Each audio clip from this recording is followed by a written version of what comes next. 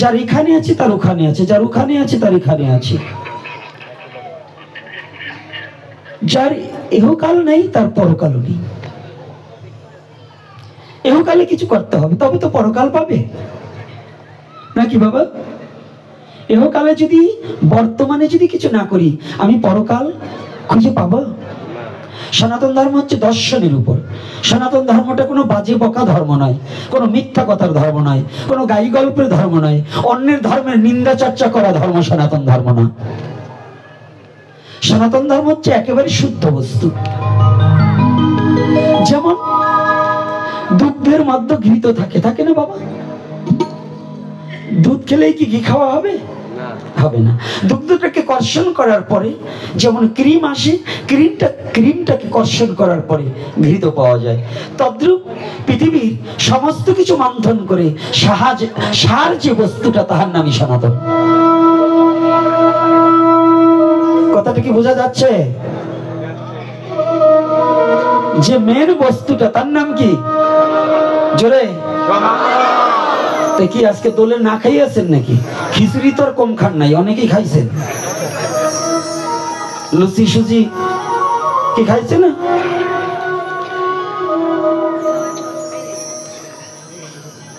এই দোলের দিন গৌর পূর্ণিমায় কিন্তু উপবাস থাকার নিয়ম, কিন্তু আমাদের অনেক জায়গা অনেক মহাজনরা এই দোল উৎসবের দিনই মহোৎসব করে, তাই না? না, তবু আমি বলবো না, কারণ যেই যে ভাবে ভজে সেই তো উত্তম, তটস্থ হইয়া বিচারিলে আছে তার দম। তবে আজকে সনাতন ধর্মের প্রত্যেকটা কথা হচ্ছে আমাদের একান্ত জ্ঞাতব্য বিষয়, জানতে হবে। আগে জানবো পরে মানবো। যদি জানা না থাকে তাহলে মানবো কি করে গো? আমাদের অধিকাংশ সনাতনী মৌখিক ভাবে ধর্ম পালন করে, মুখে মুখে ধর্ম, কিন্তু আদতে অন্তর দিয়ে নয়। মৌখিক ধর্মটা কেমন? বাপ ঠাকুরদাদা যা বলছে যা করছে সেটাই এখনো করি, কিন্তু আদতে ওইটা শাস্ত্রীয় নির্দেশনা কতটুকু যুক্তাযুক্ত কিনা এটা কিন্তু কেউ আমরা এখনো, অনেকেই শতকরা 95 জন লোকই আমরা জানতেও চাই না, মানতেও চাই না। কি কি সত্য না মিথ্যা? মায়েরা মানেন তো? মানি না। আজকে ভূভারও হরণ করে তাকে বলি হরি। পৃথিবীর সমস্ত সন্তাপকে দুঃখকে যিনি নাশ করেন তিনিই হচ্ছেন হরি। দুঃখকে নাশ করার মতো যোগ্যতা এই পৃথিবীর কোনো মানবের নেই। দেহধারী হিসেবে যত বড় ব্যক্তি আসুক না কেন, কোন ব্যক্তিত্ব নিয়ে দুঃখকে দূর করার মতো যোগ্যতা এই পৃথিবীতে এমন কোন ব্যক্তি জন্মগ্রহণ করেনি যে আমি সবাই দুঃখ দূর করিব।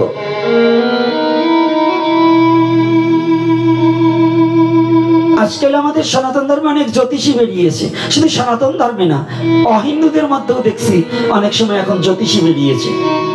পাথর নিলে ওটা ঘটবে, ওটা ঘটবে, হস্ত রেখাবিদ।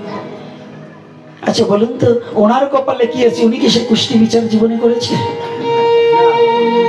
হ্যাঁ, যারা এই যে হাত দেখে না, কুষ্টি বিচার করে দেয়, তোমার কপালে এটা আছে, এটার জন্য এটা হচ্ছে, এটার জন্য এটা হবে। আপনি একদিন সকালবেলা যেয়ে ঘুপ করে মুখে একটা থাপড় মেরে দেবেন। তো থাপড় মারলে তো বলবে তুই আমাকে থাপড় মারলি কেন? বলে গণক ঠাকুর, তুমি তো শুধু সারা জীবন পরের গুণাটা গুনেছো, তোমাকে থাপড় মারবে এটা তুমি গুনে আসোনি। তাহলে আমরা পরের গুণা গুনছি কিন্তু নিজের গুণা কেউ গুনছি না। তাহলে নিজের গুণাটা কি? ধীরে ধীরে একটু গভীরতম দেশে যাওয়ার চেষ্টা করি। নিজের গুণাটা কি? নিজের গুণাটা হচ্ছে আমি কে, আমি কেন পৃথিবীতে আসলাম, আর পৃথিবীতে এসে আমার কর্তব্য কর্মটাই বা কি।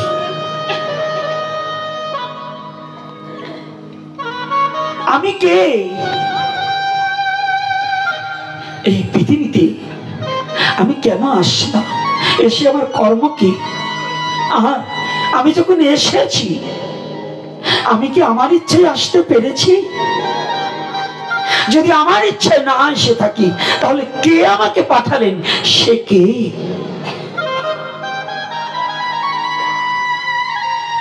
এই বিশ্ব জগতে জীবনে কি এই চিন্তা চেতনা নিয়ে কতজন মানুষ আমরা চলছি?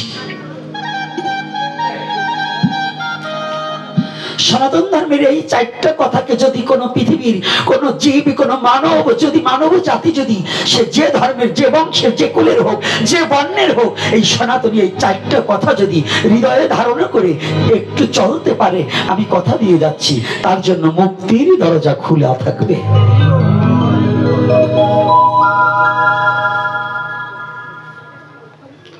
সনাতনীদের হৃদয়ের গ্রন্থ, প্রাণের কথা।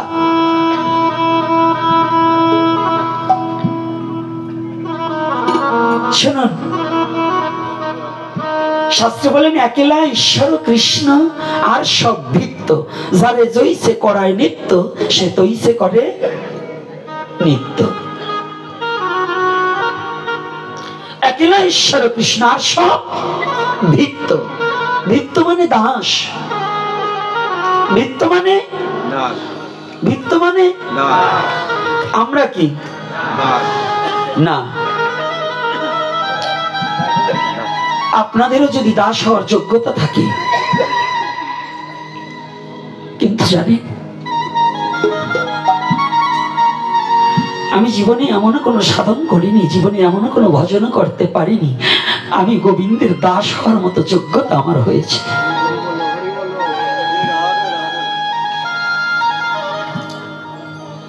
আমার জীবনে এমন কোনো কর্ম করা হয়নি যে আমি গোবিন্দের দাস বলে বিশ্ব জগতে প্রকাশ হতে পারবো।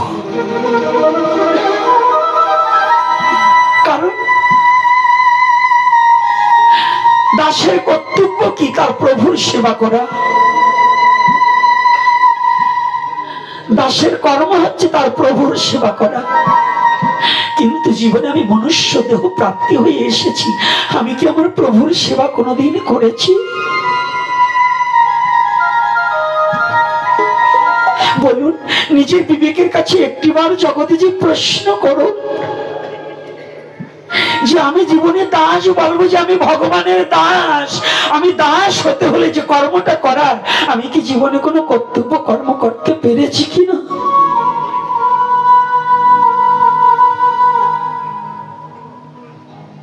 বৃন্দেজিকে একটু পিছনে রাখো তো, ভগবানের কাছে রাখো, বৃন্দেজিকে একটু সরিয়ে দাও। তাহলে আমি দাস হওয়ার যোগ্যতাও আমি নেই। আমি তো দূরের কথা, জানেন আমাদের প্রেম ভক্তি গুরু মহারাজ নরোত্তম দাস ঠাকুর মহাশয় বললেন, ভোগারতির লাস্টের পয়েন্টটা কি লিখেছেন? শ্রীকৃষ্ণ চৈতন্য প্রভুর দাসের অনুদাস, সেবা অভিলাষ মাগে নরোত্তম দাস।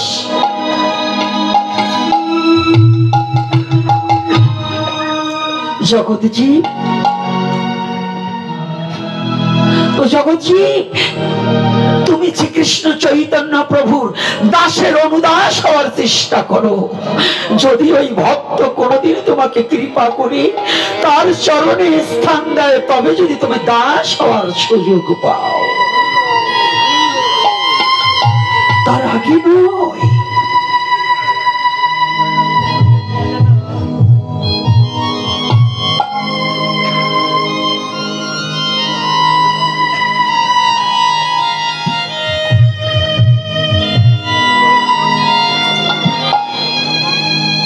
চন্দ্রশেখরের ঘরে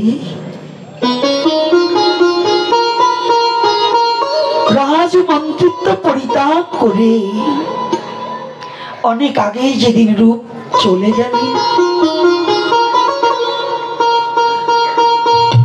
দবির ঘাস আগেই চলে গেলেন।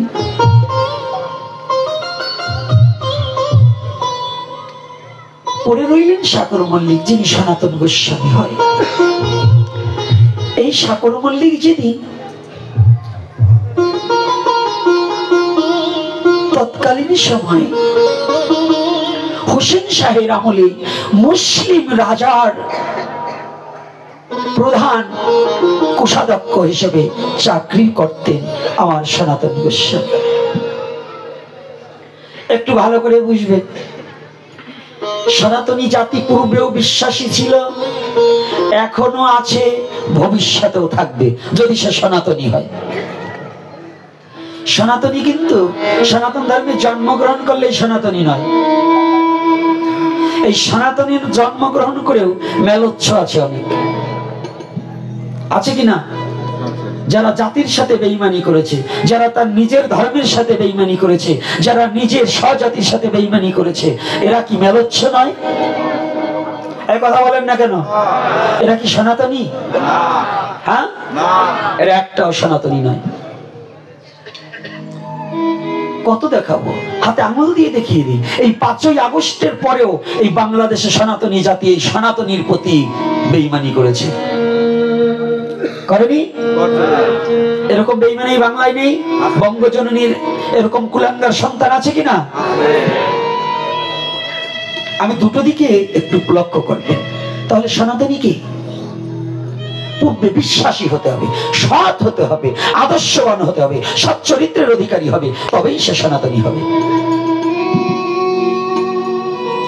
এত খালি শুধু দুটো মালা নিলাম আর এদিক ওদিক দৌড়ি করলাম, পরের অনিষ্ট করলাম, আমি বড় সাধু, আমি বড় সনাতনী না। সনাতনীটা হচ্ছে যার চরিত্র সংশোধন হয়েছে, যার মনের দরজা খোলা হয়েছে, যে নিজের জাতির জন্য নিজের জীবনটাকে বলিদান করতে পারে, তিনি হচ্ছে সনাতনী। হে যুব সমাজ, সনাতন শিক্ষা দেয় আদর্শ, সনাতন শিক্ষা দেয় প্রেমের কথা, সনাতন শিক্ষা দেয় ভালোবাসার কথা, সনাতন শিক্ষা দেয় বিশ্ব জগৎকে আপন করার কথা। তাহলে বিশ্বাসী হতে হবে।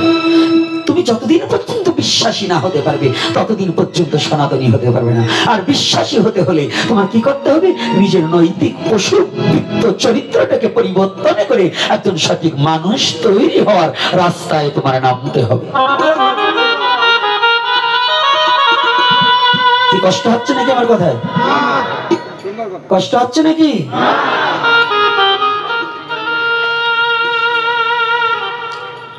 আজকে সনাতন গোস্বামী কত বড় বিশ্বাসস্থ। হোসেন শাহের আমলে, একজন মুসলিম রাজার আমলে এই সনাতনীকে কোষাধ্যক্ষের দায়িত্ব দিলেন। কারণ কি জানো? যে সনাতনী কখনো চোর নয়। কথাটা ভালো করে বুঝবেন, সনাতনী কখনো, কে বলছে চোর নাই? এখন তো মালা তিলক পুরো চুরি করে, মিথ্যা কথা কয়, করে না? নিরামিষ খেয়েও চুরি করে, করে না? আর সত্যি কথা বলবেন, করে কিনা? তা আপনারা জানলেন কেমনে?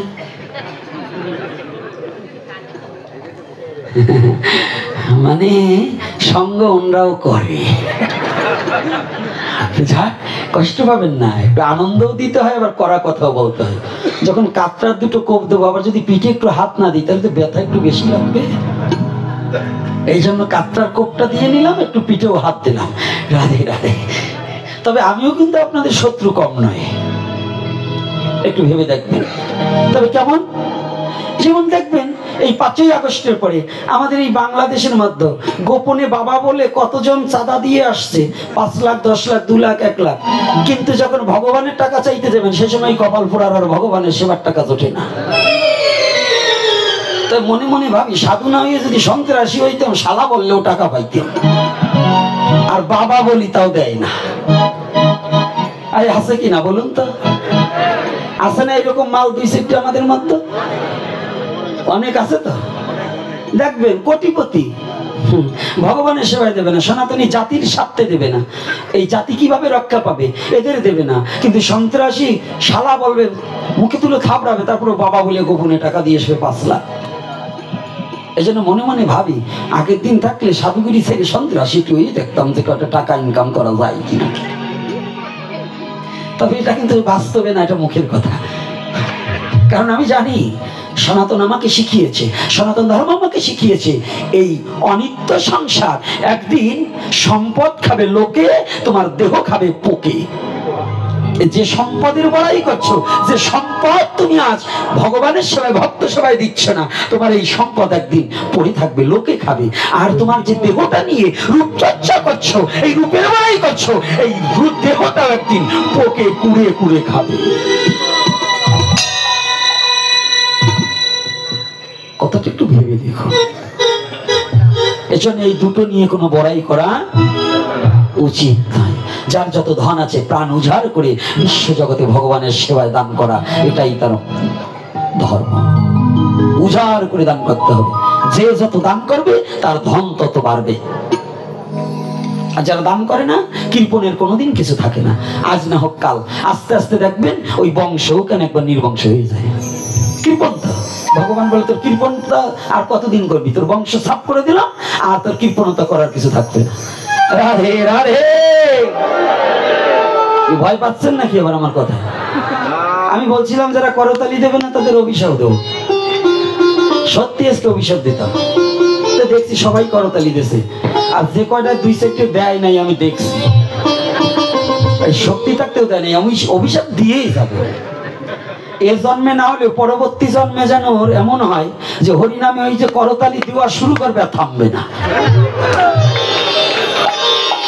রাধে রাধে। কি অভিশাপটা কায়দা মতো হয়েছে এইবার বুঝে দেখবি।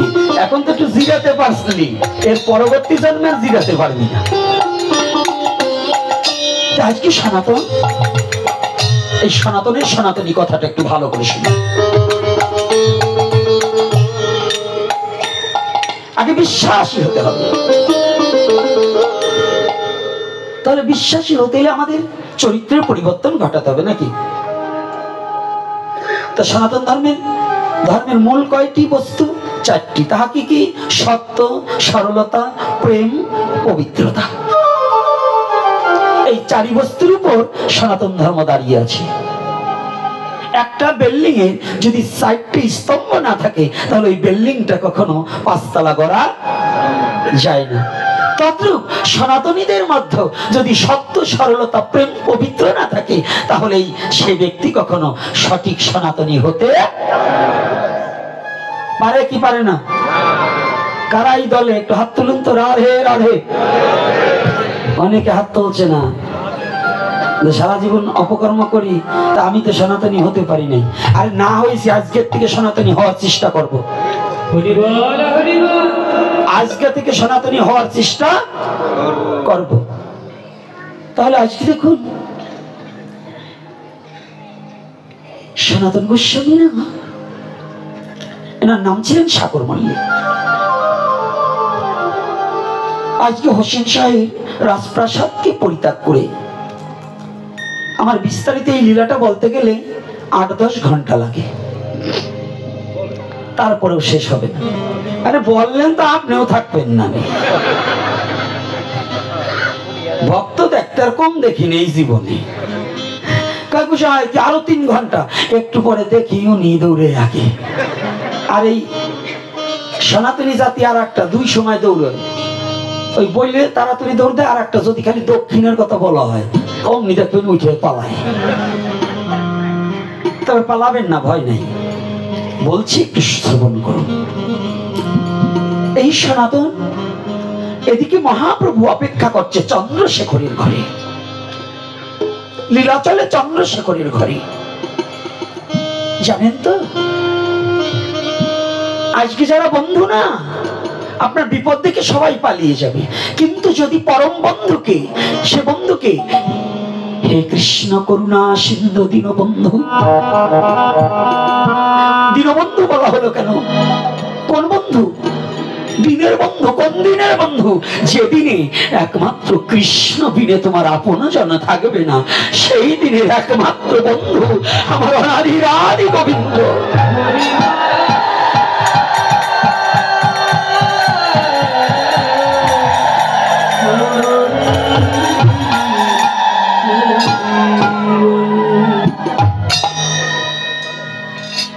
এই পরম পিতা পরমেশ্বর পরম বন্ধু যিনি,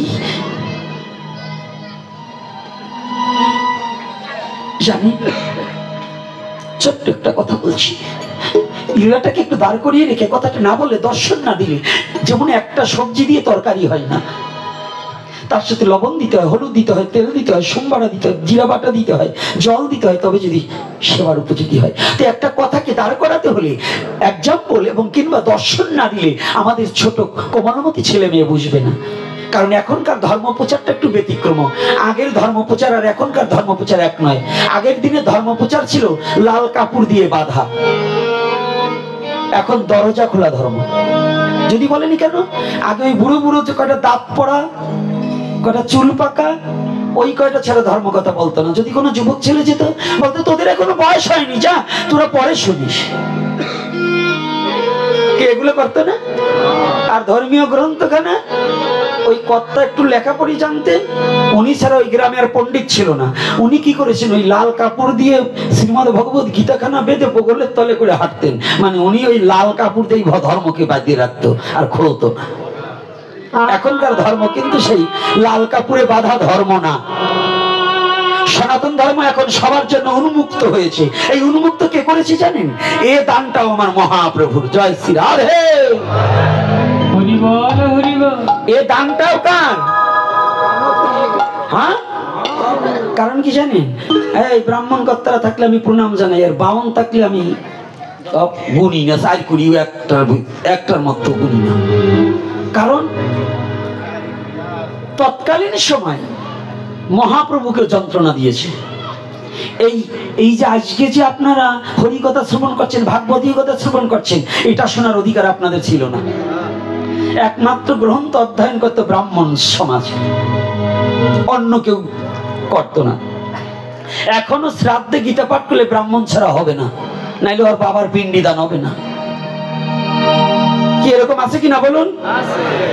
আগে কীর্তন ওই যে চাষিটার যে বাবা এসে তপন বাবা, ভালো করে জানুন, আপনাদের দেশেও আগে ওই শরীয়তপুরে 7 ভাইয়ের কীর্তনের দল ছিল ব্রাহ্মণের। ওরে বাবা, ছোটবেলায় দেখতাম কি অন্য দলে গীতা পাক বা না পাক, কোনটা 300-400 গীতে পাইতো, আর কইতে পাইতো না। কি পাইতো কিনা? ব্রাহ্মণ ছাড়া গীতা দান করা, ওরে কৌটিও ভরা ধর্ম রে। কথাটা বলছেন, ব্রাহ্মণ ছাড়া গীতা দানই করা যাবে না, মানে ওইটা ওর বাপ দাদার কাছে সম্পদ, ও ছাড়া আর কেউ ভোগ করতে পারবে না। এই যে কুসংস্কার ছিল, এটা কুসংস্কার নয়। গীতা দান করো তাকে যে গীতার উপর বিশ্বাসী, যে গীতাকে ভালোবাসে, যে গীতাকে হৃদয় দিয়ে ধারণ করে, তাকে গীতা দান করো।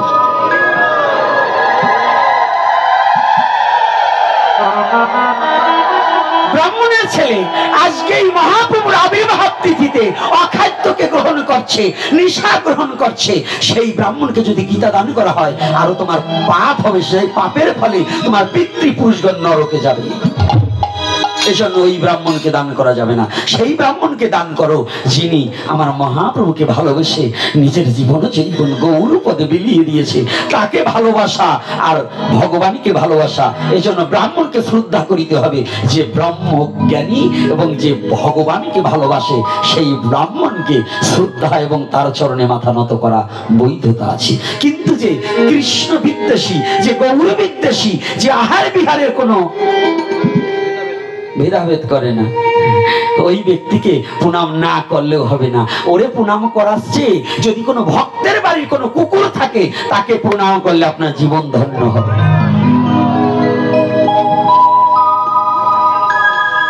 রাগ করছেন নাকি? আমি ব্রাহ্মণকে জীবনেও অসম্মান করব না, কারণ আমার সনাতন ধর্মে ব্রাহ্মণকে ভগবান নিজে বলেছে, যদি কোনো ব্রাহ্মণকে সেবা করানো হয় তা আমাকে সেবা করানো হবে।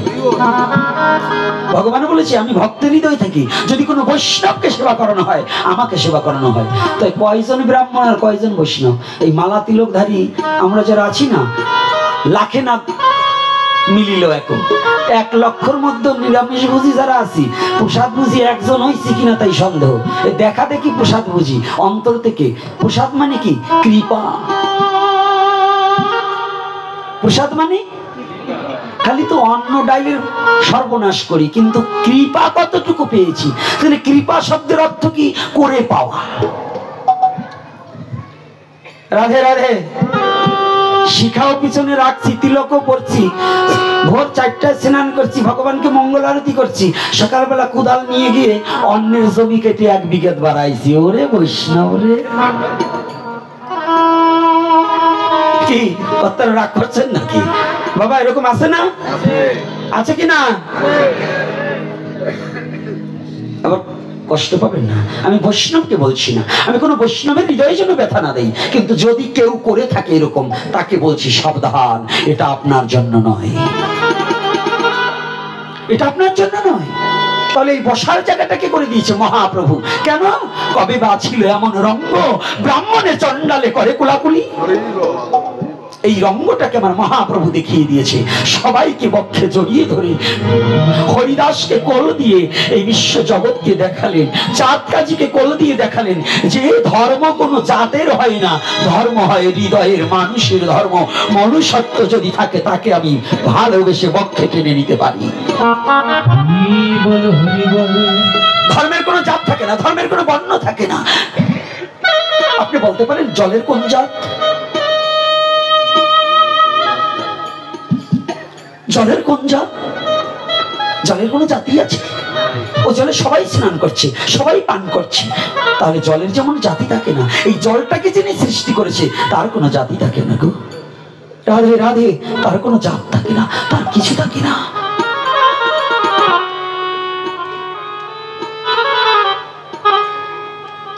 কথাগুলো একটু অবলোকন করতে হবে, কথাটা হৃদয়ে দিয়ে মরমে লাগাতে হবে। সনাতন ধর্মের সাধারণ নয়, সনাতন ধর্ম কোনো ব্যবসার জিনিস নয়, সনাতন ধর্ম কোনো চরিত্রহীন ব্যক্তির জন্য নয়। তবে সনাতন ধর্ম চরিত্রহীনার জন্য। কে? ঔষধ যেমন রোগীর জন্য। যদি কোনো পথভ্রষ্ট ব্যক্তি আবার সৎ পথে আসতে চায়, ছুটে আসো আমার গৌরকে ভালোবেসে, একটিবার সনাতনের ছত্র ছায়ায় ছুটে আসো। তুমি বদনে বলে হরি বললেই তোমার চরিত্র পরিবর্তন হয়ে যাবে।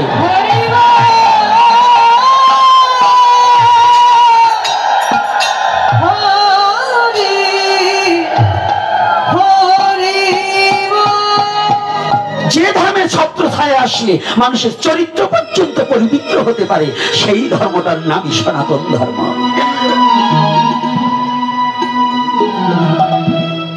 সেই ধর্মটার নামই কি? ধর্মের নাম কি? বুঝতে শিখুন। হ্যাঁ যুব সমাজ, আজকে অনেক পথভ্রষ্ট অহিন্দুরা তোমাকে টিপস দিয়ে দিয়ে তোমাকে সনাতন ধর্মের কুচ্ছ কথা বলে পথভ্রষ্ট করার জন্য যারা ব্যস্ত হয়ে আছে, আমার কাছে পাঠিয়ে দাও। এবং যে যুবকরা ভাবছে যে সনাতন ধর্মে কিছু নেই, তারা আমার সাথে যোগাযোগ করে আসো। সনাতন ধর্মে কি নেই? গরু ছাগলে যেমন স্বর্ণের হার পরালেও গরু আর ছাগলে যেমন স্বর্ণের হারের মর্যাদা জানে না, সনাতন ধর্মে না ডুবে সনাতন ধর্মের কুচ্ছ কথা বলা তারা ওই গরু ছাগলের মতোই হয়।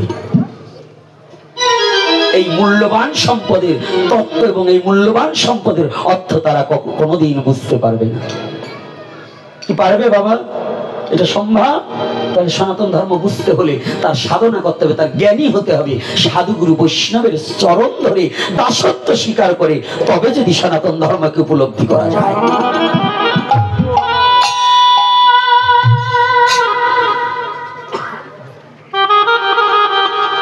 এত সাধারণ বস্তু নয়। আজকে এই সনাতন গোস্বামী এদিকে ভগবান চন্দ্রশেখরের ঘরে অপেক্ষা করছে, কবে আমার সনাতন আসবে। সারা জীবন শুনেছেন জীব ভগবানের জন্য অপেক্ষা করে না, মিথ্যা কথা, মিথ্যা কথা, এ সম্পূর্ণ বানোট কথা। জগৎজীব বলে আমি ভগবানকে পুজো করেছি, মিথ্যা কথা। তুমি পুজো করার কেউ নয়, তুমি ভগবানকে কোনো কিছু দিতে পারো না। একটা ব্যক্তি বলেন যে আমি ভগবানকে দিয়েছি। আজকে যদি আমার মেয়েদেরকে জিজ্ঞাসা করি, আমার শিষ্য মেয়েদের, আমার শিষ্য ছেলেদের, বাবা আজকে কি করেছি? আমি ভগবানকে না 18 প্রকারের ফলের রস দিয়ে স্নান করিয়েছি, আমি এটা করেছি, আমি এটা দিয়েছি। আসলে একটিবার বিবেকে চিন্তা করো তো, তুমি কি দিয়েছো? যে ফলের রসটা করেছো, ফলটা কি তুমি সৃষ্টি করতে পেরেছো কি মা? পেরেছি। আচ্ছা বলুন তো, এই জীবনে ভগবানকে আমরা কিছু দিতে পেরেছি? যে ফলটা দিয়ে নৈবেদ্য সাজিয়েছি, ও ফলটা তো একটা বৃক্ষের ফল। যে পুষ্পটা ভগবানের চরণে নিবেদন করেছি, ওটাও তো একটা বৃক্ষের পুষ্প। যে দুগ্ধটা ভগবানকে দিয়েছি, ও পশুকুলে জন্মগ্রহণ করেছে, ওর দুগ্ধটা ভগবানের গোবিন্দ সেবায় লাগলো। বৃক্ষকুলে জন্মগ্রহণ করেছে, তার পুষ্পটা ভগবানের চরণে চলে গেল। চন্দন কাষ্ঠ একটা বৃক্ষ,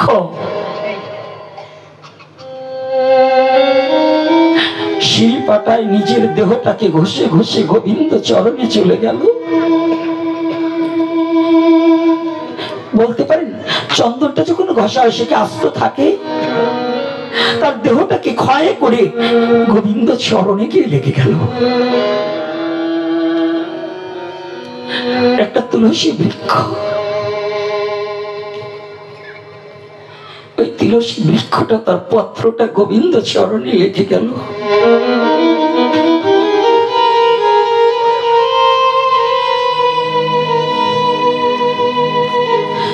কিন্তু জীবনে আমাকে তো ভগবান মানুষ কুলে পাঠিয়েছে,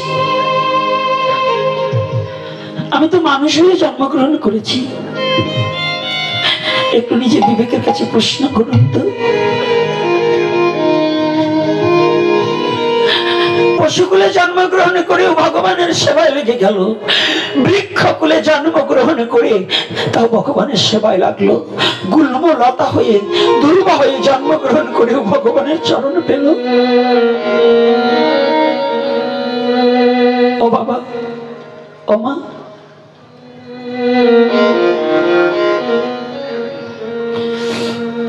জীবনে আমি কি গোবিন্দ সেবার যোগ্য হয়েছি? আমি কি কিছু দিতে পেরেছি?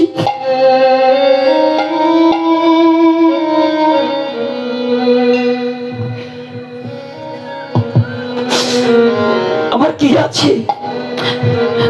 পদকর্তা গোবিন্দের সামনে শুদ্ধ ভক্ত যে সে সমস্ত কিছু পরিত্যাগ করে ভগবানের চরণ প্রান্তে দাঁড়িয়ে বলে, গোবিন্দ ও গৌর হরি,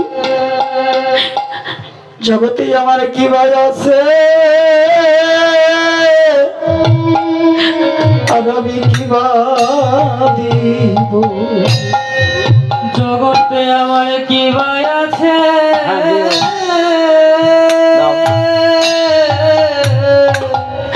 আমি আর কি দিব? কি দিব? জগতে আমার কি ভাই আছে,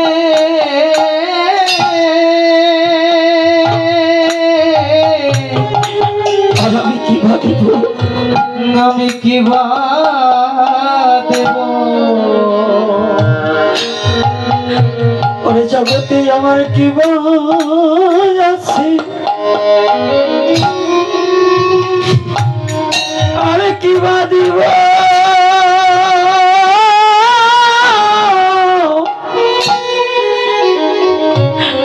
গোবিন্দ, কতদিনে তোমার আমি সেবায় লাগবো? আমার কি আছে, জয় নিতাই গৌর হরি আরে কি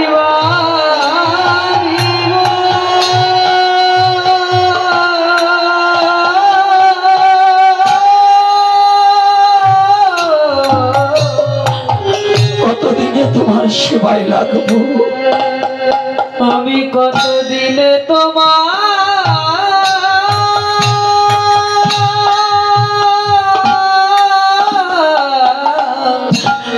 সেবায় লাগবো, তোমার সেবায় লাগবো। ওরে ভাবে আমার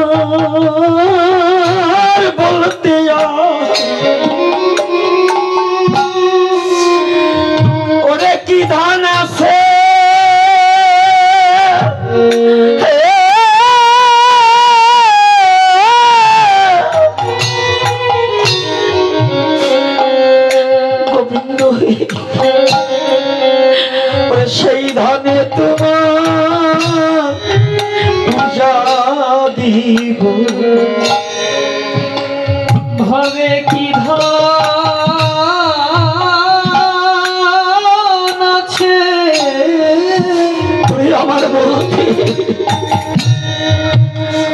আমার বলতে কি ধন দিব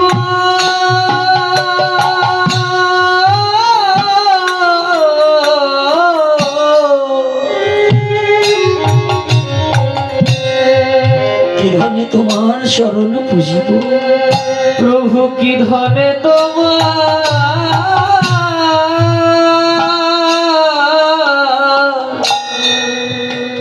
সেবা দেব। আমাদের কি আছে এমন বস্তু আর আমরা দাস বলুন তো এই জীবনে কি আছে আমাদের গৌরকে দিবার মতো এমন কোন সম্পদ আছে জীবনে এমন কি কৃপা মানে করে পাওয়া কি কাজ করেছি জীবনে যে আমরা গৌরের চরণ পাবো ভগবানকে কেউ কোনোদিন কিচ্ছু দিতে পারে না ভগবানকে কেউ জীব কোনোদিন ডাকতে পারে না তবে ভগবান নিজে অবনীতে নেমে এসে আজ এই কলিহত জীবের ভাগ্যাকাশে গৌর রূপে জগৎ জীবকে ডাকছে তোরা ছুটে আয় আয় তোরা ছুটে আয়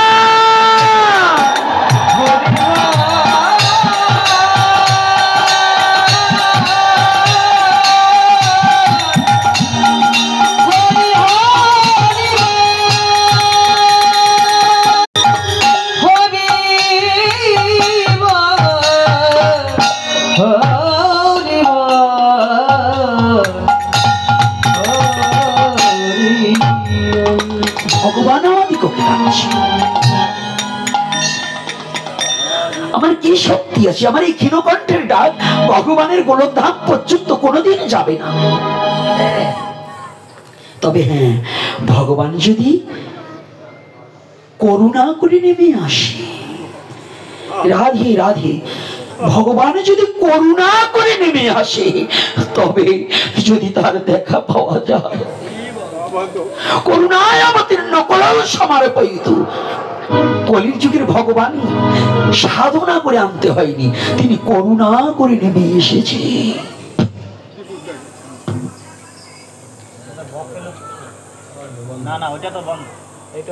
করুণা করে নেমে এসেছে হে জগদেজি তোমরা ভুলে গেলে করুণা ঠাকুরের কথা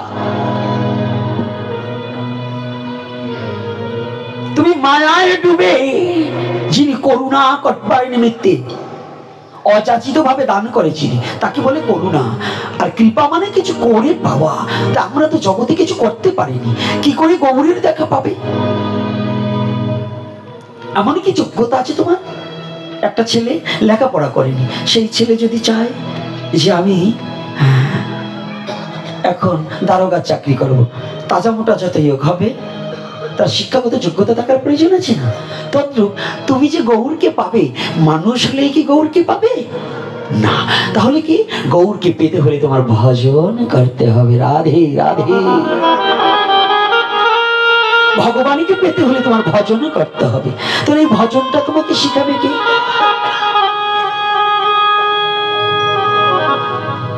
জীবেরও নিস্তার লাগি নন্দসুত হরি ভুবনে প্রকাশ হলো গুরু রূপ ধরি প্রকাশ হলো গুরু রূপ ধরি কথাটা বুঝা যাচ্ছে কথাগুলো বোঝা যাচ্ছে বাবা যুব সমাজ বোঝা যাচ্ছে তো তাহলে কি আজকে আমাদের কিছু নেই তথাপিও আজকে সনাতন কেমন দেখুন কি হলে কেমন হলে এই কথাটা একটু এখন তো জানার প্রয়োজন এদিকে মহাপ্রভু অপেক্ষা করছে আমার সনাতন আসবে কবে আমার সনাতনকে আমি নিয়ে যাব মায়ার মুক্ত করে নেব মায়ার বন্ধনকে মুক্ত করে আমি আমার সনাতনকে আমার চরণে আশ্রয় দেব সনাতন পাতরা পর্বত পার হয়ে যেদিন চন্দ্রশেখরের ঘরের দরজার সম্মুখে অদূরে দাঁড়িয়ে আছে, এই বড় দাড়ি চুল, নখগুলো বড় বড়, গায়ে ময়লা মাটিতে বোঝায়। কেন? একজন রাজ কর্মচারী, সে এক রাজমন্ত্রী, সে কি করে ময়লা মাটিতে বোঝায়? একবার গৌর প্রেম যার হৃদয়ে লেগেছে না, সে আর কোনোদিন ঘরে থাকতে পারে না। জানেন তো, গৌর প্রেম এমন একটা বিষয়বস্তু, যদি গৌর প্রেম একবার কারো হৃদয়ে মাঝে ঢুকে যায়, সে পাগল পারা হয়ে যায়,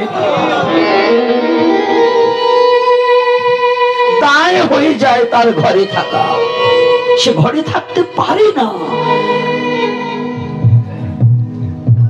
সে পারবে না। করুণায় অবতীর্ণ, যে করুণা করবার নিমিত্তে এসেছে না, যদি তাকে একবার ভালোবাসা যায়, তিনি এমন করুণা করে অযাচিত ভাবে দান করে যে সে আর জীবনে তার দায় হয়ে যাবে ঘরে থাকা। কোন ঘরে? মায়ার ঘরে থাকতে পারবে না। সে মায়ার ঘরটাকে পরিত্যাগ করে গোবিন্দ ভজনের পথে রওনা দেবে। দেবে, এটা হবেই, না হয়ে পারেই না। তাহলে আজকে আমাদের বুঝতে হবে যে ব্যাপারগুলো আমরা কি করছি। যদি কোনোদিন না বুঝতে পারি আমি কি করছি, তাহলে কিন্তু আমাদের আত্মচৈতন্যবোধ অনুশীলন হবে না। তাহলে কি হবে জানেন? এই ভাগবতে আসা আর যাওয়া, আর ওই যে প্রসাদের প্যাকেট ধরে নিয়ে জম্বের খাওয়া খাওয়া। রাগ করবেন না, আমার ভাষা বেশি ভালো না, কারণ মূর্খ মানুষ তো। তারপরে একটু মাঝে মাঝে না দিয়ে পারবো না। আজকে সনাতন যখন যে উদয় হয়েছে, দূরে দূরে দাঁড়িয়ে আছে, আর এদিকে মহাপ্রভু কি করেছে? চন্দ্রশেখরের ঘরে তার প্রিয় ভক্তগণ নিয়ে হরিনাম সংকীর্তন করে এবার ভগবানের লীলা কথায় রসার্ণবে ডুবে আছে, হরিকথা বলছে। কিন্তু এদিকে দূরে বসে সনাতন দুটি চোখের জলে ভাসছে।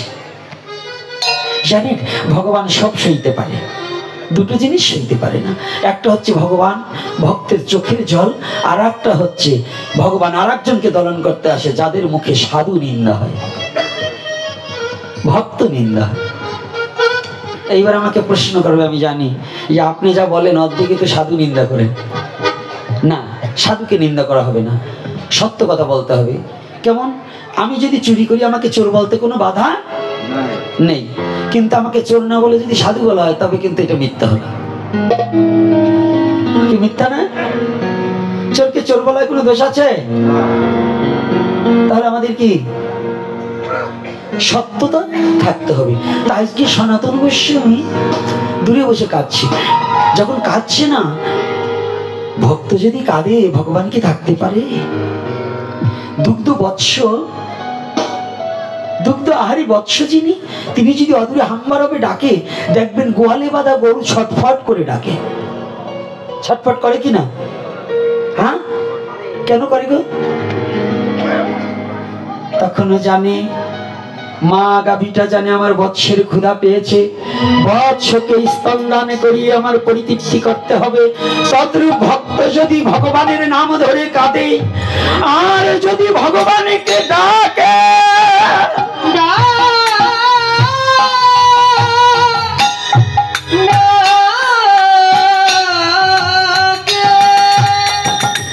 ভগবান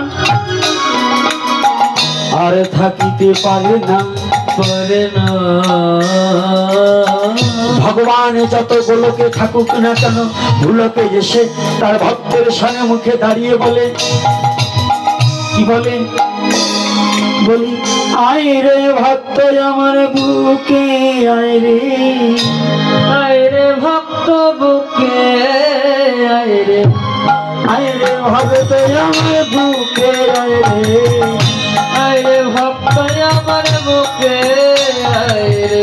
তুই আমন করে আর ডাকিস নে, আয় রে ভক্ত আমার বুকে, আয় রে, তুই আমন করে, রাধে রাধে, আয় রে ভক্ত আমার বুকে,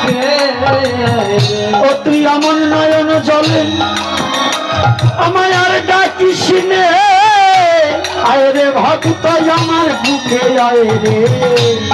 মন জানে আর ডাকিস নে, আয় রে ভক্ত আমার বুকে আয় রে। ওই নয়ন জলে আরে ডাকিস নে, বাবা বাবা আয় ভক্ত আমার বুকে আয় রে। আর তো দূরে তোরা থাকিস না রে, আর তো দূরে তোরা থাকিস না রে। ওরে তোরা আমার নাম ধরিয়া ডাকলে পরে আমি কি থাকিতে পারি রে।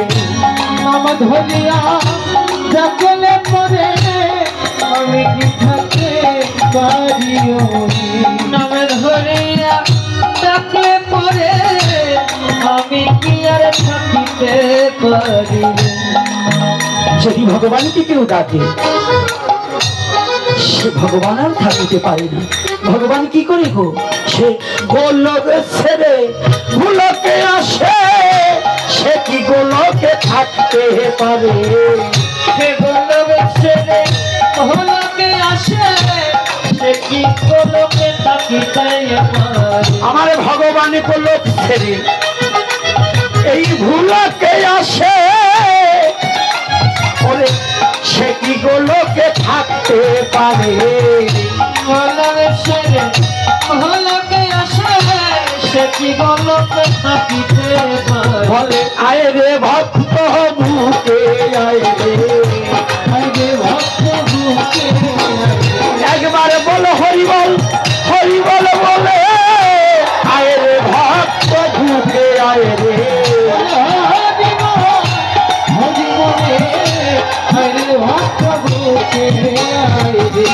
মুখে হরিবল হরিবল হরিবল বলে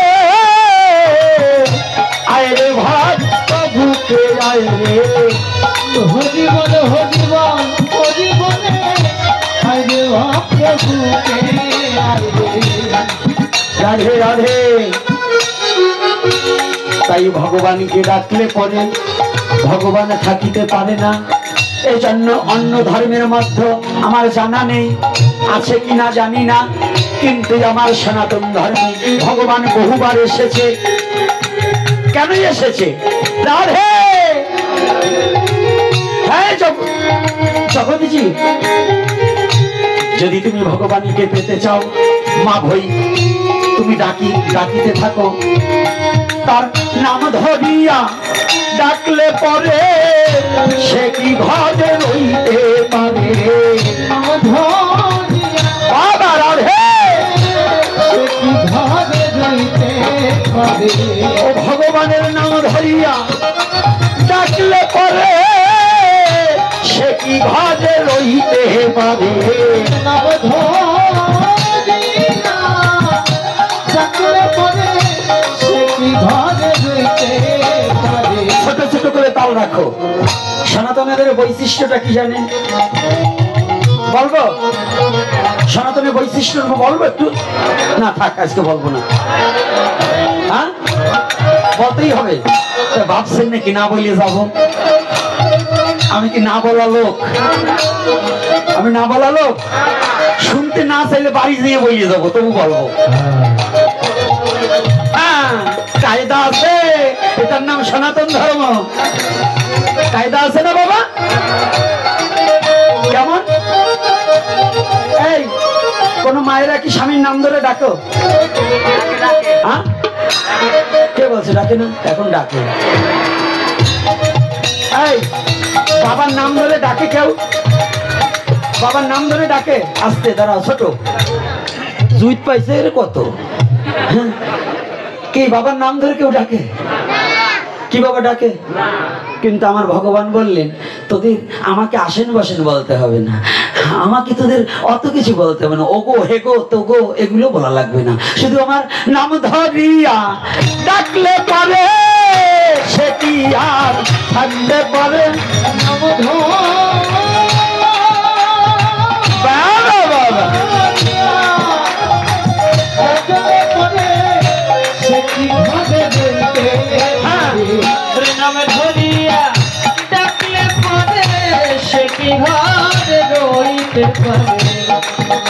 কথাটা বুঝলেন?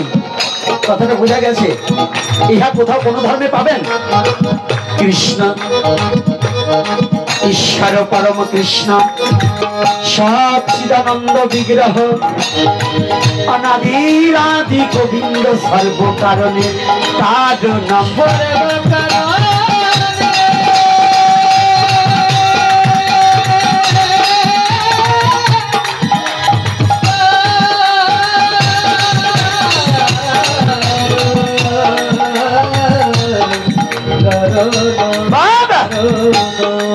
তাই আমার ভগবান বললেন এই কলির যুগে গৌরাঙ্গ গৌরাঙ্গ বলিতে যার পুলক শরীর নয়নে বহিবে সদা কৃষ্ণ প্রেমণি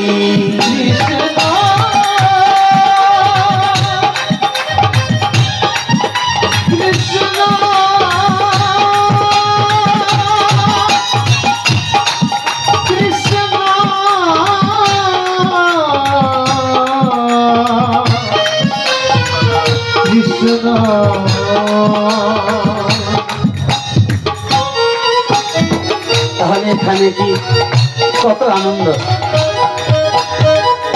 তাহলে আপনাদের বিশ্বাস হয় না? শাস্ত্রকার বললেন যদি বিশ্বাস না হয় একবার নাম ধরিয়া দেখে দেখো না, একবার নাম ধরিয়া তারে দেখে দেখো না, অবশ্যই তার দেখা পাবে। নাম ধরিয়া দেখে দেখো না, অবশ্যই দেখা পাবে। নাম ধরিয়া দেখে দেখো না। বিশ্বাস যদি না হয় একটু দেখে দেখুন গুড় ভালো কিনা মন্দ একটু খেয়ে দেখুন, কি বলে কিনা। বাবা মিষ্টি বলে না, যারা কাঁঠাল এই ভেঙে একটা খেয়ে দেখুন, আমি খাইয়ে দেবো, এটা খুব মিষ্টি। যদি কারো সনাতন ধর্মে জন্মগ্রহণ করে যদি গৌর বলে ডাকলে যে আসে না, যদি বিশ্বাস না হয়, আমি কথা দিয়ে যাচ্ছি একবার নাম ধরিয়া দেখে দেখো না, তুমি পাবে গৌর কেলে সোনা। নাম ধরিয়া দেখে দেখো না,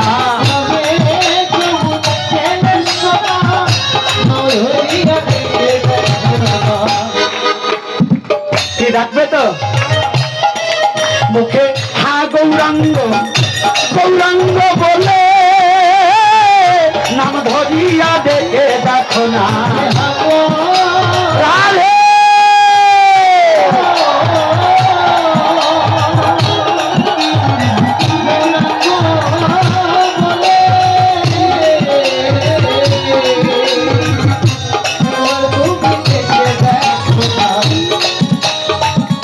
গৌরাঙ্গ বলে ডাকিলে কি হবে? গৌরাঙ্গ বলিয়া যে কাঁদিবে অবশ্য গৌরাঙ্গ দর্শন পাইবে। তাই আস তাহার প্রমাণ সনাতন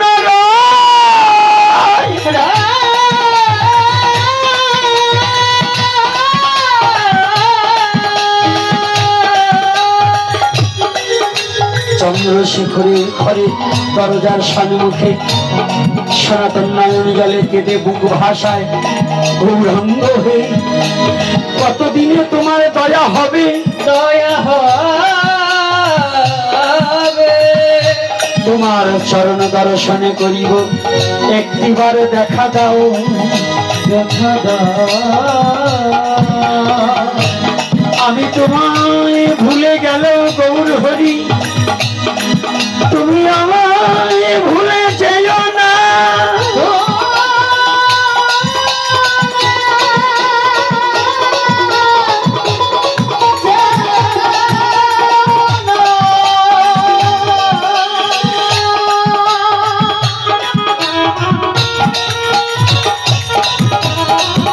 তুমি আমাকে ভুলে থেকো না। জানেন তো জীব ভগবানকে ভুলে গেল, ভগবান কোনোদিন জীবকে ভুলে না। জীব জগতে ভগবানকে ভুলে গেলেও ভগবান কোনোদিন তার সৃষ্টির জীবকে ভুলে না। আর সনাতন যখন কাঁদছি, ভগবান ছটফট করছি, বন্দি খাঁচার মধ্যে পাখি রেখে চতুর্দিকে অনল জ্বালিয়ে দিলে যে অবস্থা হয়, আজ সনাতনের ডাকে ভগবান গৌর হরি কম্পিত হয়ে পুলকিত শরীর হয়ে আজ কেঁপে কেঁপে উঠছি।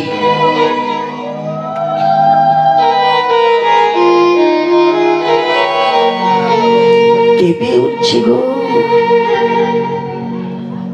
মহাপ্রভু চন্দ্রশেখরকে ডাক দিলেন, চন্দ্রশেখর, চন্দ্রশেখর, তুমি ব্যস্ত করে যাও, তোমার বাড়িতে আজ পরম সৌভাগ্য, তোমার বাড়ি আজ ধন্য হয়েছে, পরম একজন বৈষ্ণব এসে তোমার দ্বারে উপনীত হয়েছে।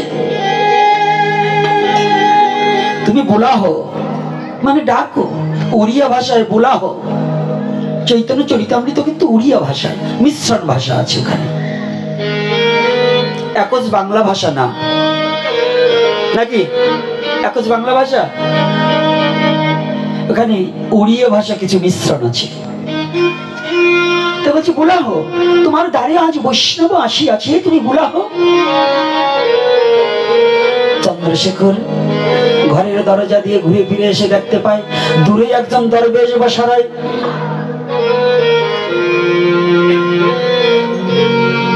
দরবেশ, দরবেশ বোঝেন তো?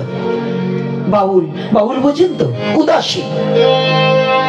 বাউল মানে সুপানি একখানা কাপড় পরে তিনখানা গান জানে। আজকাল বাংলাদেশে তো বাউল হয়েছে, না বলি আর পারবো না, বলবো একটু না বলে যাবো না। বাংলাদেশে কেন এই ভাগবতের পরে অনেক কিছু, না বকাটা দেবো না আজকে, একেবারে গৌর পূর্ণিমার দিন মুখে আইছিল বলে ফিরে নিলাম, জোবাতেই বকা দিতে হয় নাকি, তো বলবো না। কিছু বাউল নামে কিছু ফাউল আছে, কয়খান গান শিখে তত্ত্ব জানে না, ওই একটা গান ওজা গায়, এই গানের তত্ত্বটা ওর কাছে জিজ্ঞাসা করবেন, যদি বলে যাবার পরে তাই জীবনে আমি মাথার চুল রাখবো না।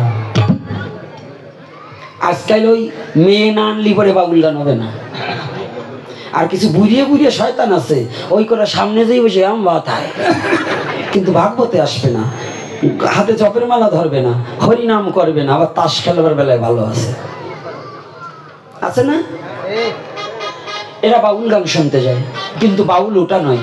বাউল মানে উদাসীন, যিনি নিজের সর্বস্ব বিলিয়ে দিয়ে নিজের বলতে কিছু নেই, শুধু হা গৌরঙ্গ বলে কেঁদে বেড়ায়, কৃষ্ণ বলে কেঁদে বেড়ায়, তাকে জগতে বাউল বলে।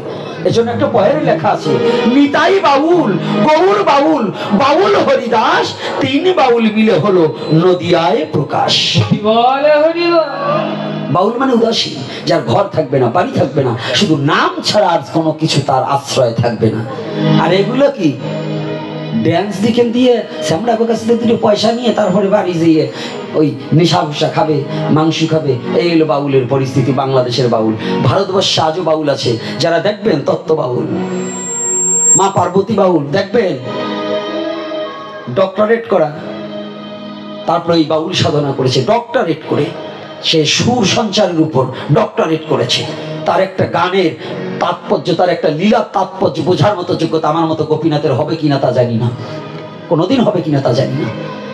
বাউল দেখবে, অনাথ বন্ধু ঘোষ, এদের বাউল তত্ত্ব শুনবেন। সাধন দাস বৈরাগ্য, রীনা বাউল, যাদের নাম শুনে মদন বাউল, নিত্যানন্দ খেপা, অনাথ গোসাই, এদের বাউলগুলা ইউটিউবে সার্চ দিয়ে দুই সাইডে পেতে পারেন। এটাকে বলে বাউল। আর এই বাংলাদেশে যা শুরু হয়েছে না, এগুলো ফাউল। এগুলো দিয়ে ধর্মের কিচ্ছু না, ধাও হয় না। আপনাদের এই যে ভাগবতের পরে অনেক সময় অনেক জায়গা দেখেছি ভালো অনুষ্ঠান করে তারপরে বাউল শুরু করে, বিশেষ করে আপনাদের এই ট্যাকেরাটের এই পার্ট দিয়ে। রাগ করবেন না, ট্যাকেরাটের এই পারে কদমবাড়ি, ভ্যান্নাবাড়ি এই শুরু করলে পরে সব জায়গায় কিন্তু এইগুলো শুরু হয়। আবার বাবা প্রীতি সেবা, তুমি রাগ হইও না যে এই হারামজাদার সাথে আসি আমাকে খাওয়া মারে কেন, আবার এটা ভাইবো না কি এইগুলো করে কিনা। আপনাদের একটা কথা বলে যাচ্ছি, বাউল গানের জন্য যদি চাঁদা চাইতে আসে, যেখানে দেখবেন পোস্টারে বাউল লেখা আছে, যদি তত্ত্ব বাউল না হয়, ওই মেয়েদের নাম, মেয়ে হলেও হবে, প্রণাম করি তাকে, যদি সে তত্ত্ব বাউল হয়, সাধক হয়, সাধিকা হয়, তাদেরকে দক্ষিণা দেবেন, তাদের ওই পোস্টারের জন্য টাকা দেবেন। কিন্তু যদি এই বাংলাদেশের খালি নাচানাচির বাউল হয়, 1 টাকা দেবেন না, তাতে আপনার পাপ হবে না। আর যদি টাকা দেন তাতে আরো পাপ হবে। কারণ এরা ভজন করে না, সাধন করে না। বাউল মানে সাধক হতে হবে। কি রাগ করছেন নাকি? বাউল মানে সাধক হতে হবে। বাউলকে শ্রদ্ধা করি, কিন্তু সাধনা করতে হবে। সাধু হতে হলে সাধনা করতে হবে, সাধনা না করলে সাধু হওয়া যাবে না। তো এইটুক দিলাম কেন জানেন? হরিকথা বিশ্রাম দিয়ে দেবো, কিন্তু বিশ্রামের আগে এই কথাগুলো বলছি কেন? আমার জাতি সংস্কার হোক, ভুলগুলা বুঝতে পারবে, সনাতন ধর্ম কি এটা বুঝতে পারবে। এজন্যই লীলার মধ্য দিয়ে মাঝে মাঝে দু চারটা কোপ মেরে দিই। তো আজকে কাঁদছে, আর এদিকে যখনই চন্দ্রশেখর গিয়ে বলছে, প্রভু না তো, আমি তো কোনো বাউলকে, আমি দেখলাম এক দরবেশ, আমি কোনো বৈষ্ণবকে দেখিনি। এই কথার মধ্য দিয়ে কি পাই? মহাপ্রভু বললেন বৈষ্ণব এসেছে, আর চন্দ্রশেখর বললেন আমি একজন দরবেশ দেখেছি, বৈষ্ণব দেখিনি। অর্থাৎ মালা তিলক নিলেই আর শিখা রাখলেই, চুলদারি রাখলেই বৈষ্ণব হওয়া যায় না। যদি বৈষ্ণবত্ব জাগ্রত না হয়, মালা তিলকে কখনো বৈষ্ণব হওয়া যায় না। আবার মালা তিলক ধারীরা কোনো কষ্ট পাবে না। তবে কি মালা তিলক নেওয়া লাগবে না? না, নিতেও হবে। যদি বলেন কেন? মালা তিলক হচ্ছে এমন একটা জিনিস, আপনাদের এই টর্কিতে যে স্কুল আছে, স্কুলে একটা ইউনিফর্ম আছে না? আছে কি না? প্রতিটা কলেজের একটা ইউনিফর্ম আছে না? ভার্সিটির ইউনিফর্ম আছে না বাবা? তে মালা তিলক হচ্ছে চৈতন্যদেবের কলেজের ইউনিফর্ম। রাধে রাধে। মালা তিলক নিলে সাধু হওয়া যায় না, ওটা হচ্ছে আমি ভর্তি হয়েছি, এই ইউনিফর্ম হচ্ছে মালা তিলক। আপনি চৈতন্যদেবের কলেজে ভর্তি হতে হলে আপনার মালা তিলক ধারণ করতে হবে।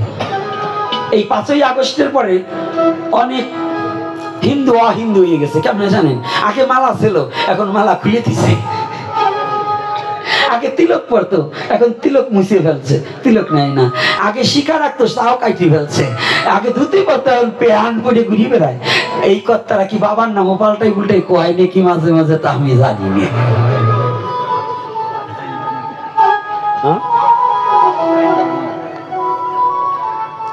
কি কষ্ট পাচ্ছেন? এরকম হচ্ছে না?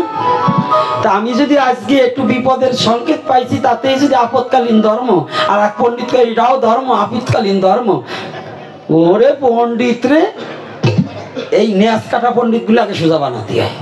এরা হলো শিয়াল পণ্ডিত। কি সুন্দর কয়, কয়টা হলো আপদকালীন ধর্ম, মানে বিপদে পড়লে এইগুলো অভিনয় করতে হয়। যাকো যান থাকো মান, আমি মরে যাব, সনাতন ধর্ম কখনো মরে না। সনাতন ধর্মে জীবিত থাকে, জন্মান্তরবাদ আছে। তাহলে আমার মরার এত ভয় কিসে? আমি কণ্ঠে মালা নিয়ে হরিনাম করিতে করিতেই মরব।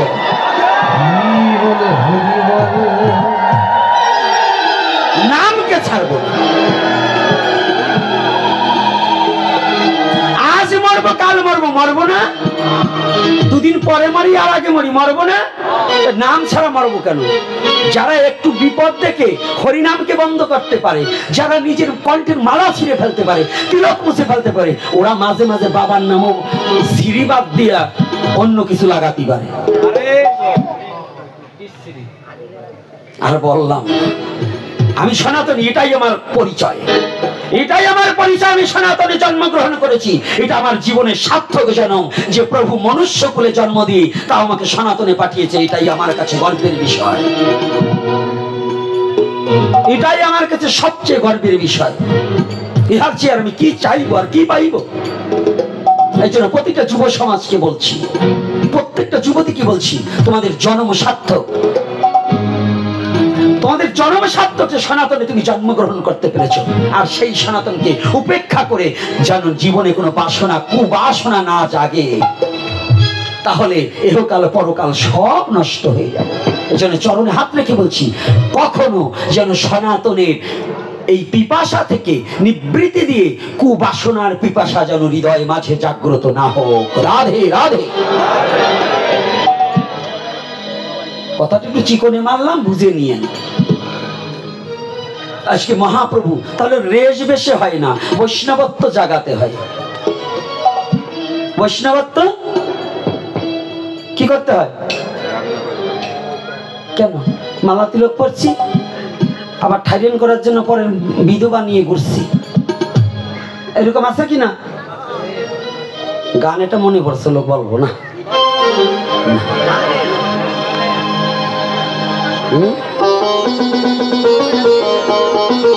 বলবো আমাদের সমাজ তো নষ্ট হয়ে গেল এই আমার মতো বন্ডের কারণে, আপনারা ভালো আমার মতো শয়তানের কারণে।